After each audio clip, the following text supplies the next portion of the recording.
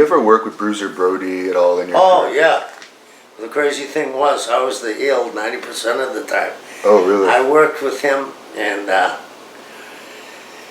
Bruiser, I worked with him in New York. I used to get the guys ready for Bruno. That was my position. I'd get wins, and they put me with Calhoun, or he put me with the Giant in the special attraction matches. And then I would put Hansen over, I would put Brody over, I put Patera over, and that was my job. But then later on in life, when he was booking San Antonio and I was booking Florida, I would bring him in and he'd be the babyface because, you know, the famous match with Luger, where Luger climbed down the cage, and we... oh, were you there that night? Yeah. Yeah. That was my first night back. And I asked him why he did. He said, I have a family and I'm afraid that he's going to hurt me. So, and Brody, I thought Brody's work was so believable, but Frank would do things about, we'll talk about patterns. You ever see Frank Brody drop kick? Bruiser Brody drop kick? Oh, of course, yeah. It doesn't, you grab your seat and you say to yourself, how can a big man do that? He didn't do it all the time. But he showed that he was a wrestler too. And he just had that look of a wild man, and his work was solid. And, you know, he had an influence from Mark Lewin, and he had an influence from King Curtis, where they were big on the blood.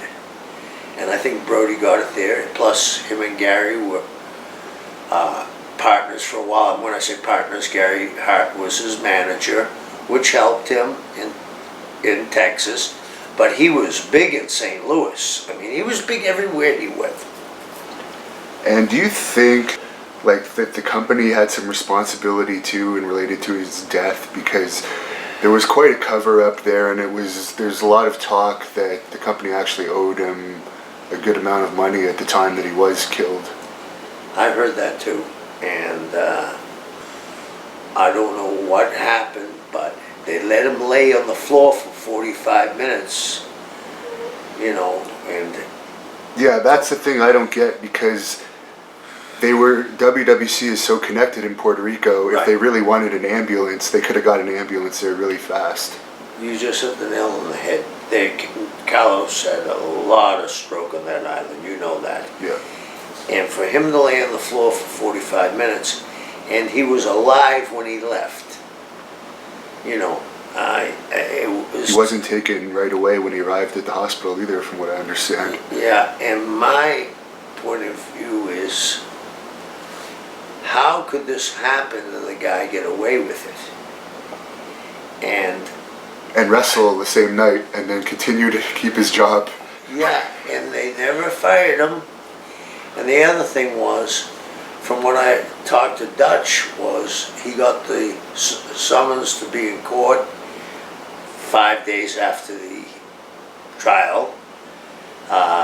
Nobody seemed to, and then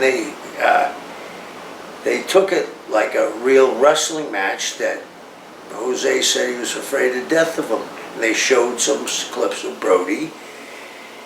There is more to this than we know, and we'll never know the answer. The only people that know the answer to that is Jose, Carlos, maybe Jovica.